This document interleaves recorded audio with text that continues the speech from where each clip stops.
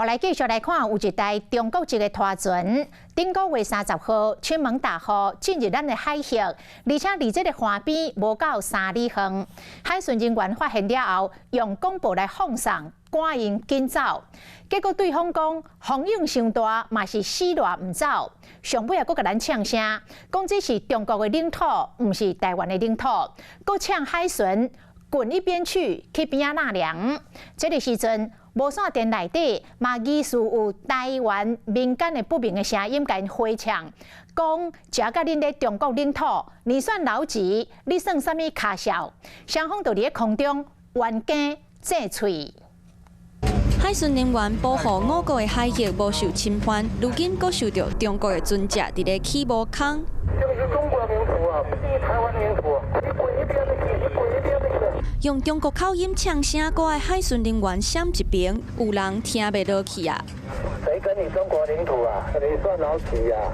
敢若是台湾民众和对方空中呛声。你是中国领土，懂你啊！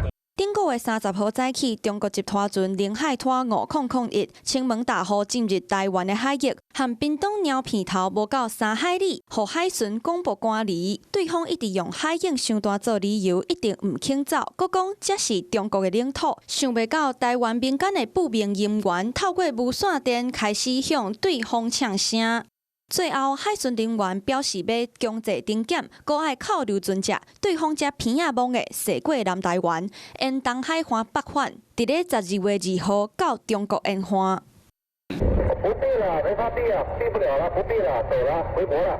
这只中国籍拖船领海拖5001，2009年建造，长58.5米，宽12.65米，是江苏泛舟船务的船只。不过有军事团体烦恼，这间公司有水下作业的业务，这届恐惊是用骗风做理由，对我国进行水文探测，有国安疑虑。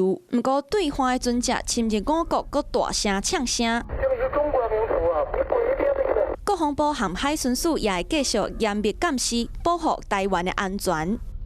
Hello， 大家好，我是林文。想要抢先掌握最及时的新闻资讯吗？赶快订阅、按赞、开启小铃铛，锁定华视新闻的 YouTube 频道。